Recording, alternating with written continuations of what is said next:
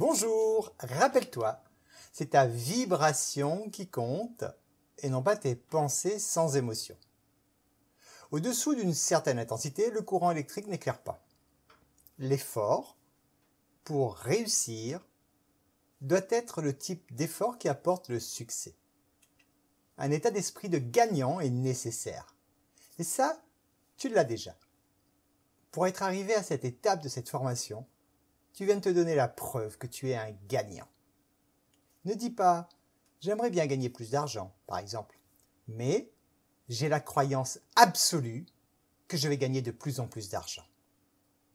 Confondre quelque chose que tu aimerais bien avoir avec le désir absolu de l'obtenir fera toute la différence.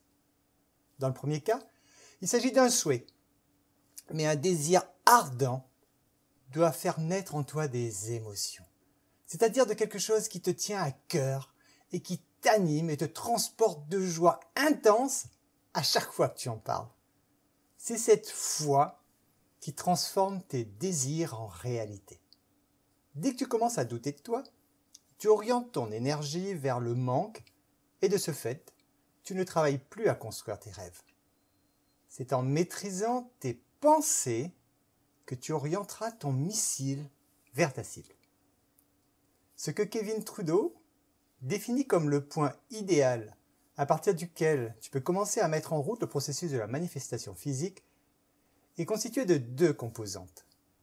Premièrement, le désir ardent et deuxièmement, la croyance absolue que ça va se réaliser. Une intention capable de produire un résultat, c'est cette énergie silencieuse du pouvoir mental qui, une fois qu'elle a été actionnée et formée, ne s'arrête jamais. Tous les pouvoirs de l'esprit sont au service de la vraie intention. Une telle intention fait appel à toutes tes ressources et à la force de ton enthousiasme.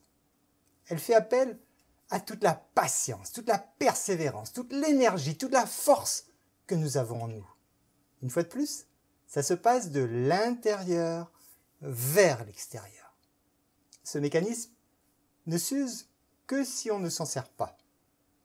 Plus tu feras naître en toi des émotions positives associées à un objectif précis, plus tu seras en mesure de faire apparaître des choses dans ta vie.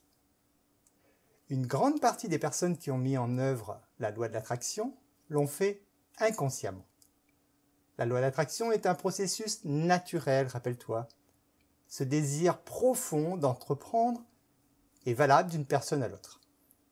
Heureusement que tu peux aussi acquérir cette maîtrise en travaillant ces concepts tous les jours. C'est comme une personne qui pourrait être particulièrement douée pour un sport précis. Elle peut partir avec une longueur d'avance sur les autres, mais elle peut être rapidement dépassée par des personnes plus motivées et persévérantes qu'elle, si elle est paresseuse. La seule limite qu'il peut y avoir à l'obtention de ce que tu souhaites, c'est celle de ton désir. On voit d'ailleurs des personnes évoluer très rapidement et de façon exceptionnelle dans n'importe quel domaine.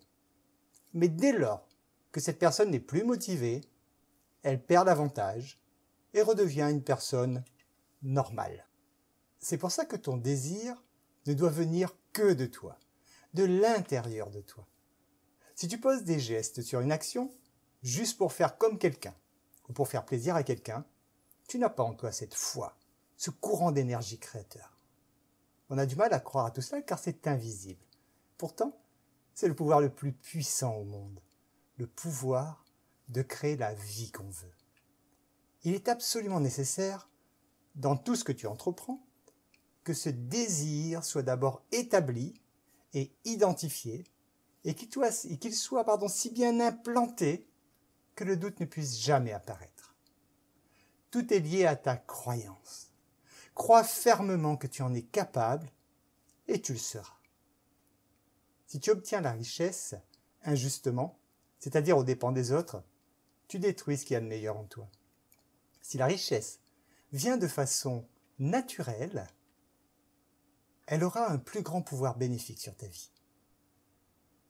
Je te laisse continuer à mettre en route ton processus de transformation de ta vie. Je te souhaite une excellente soirée ou journée et te dis à très bientôt.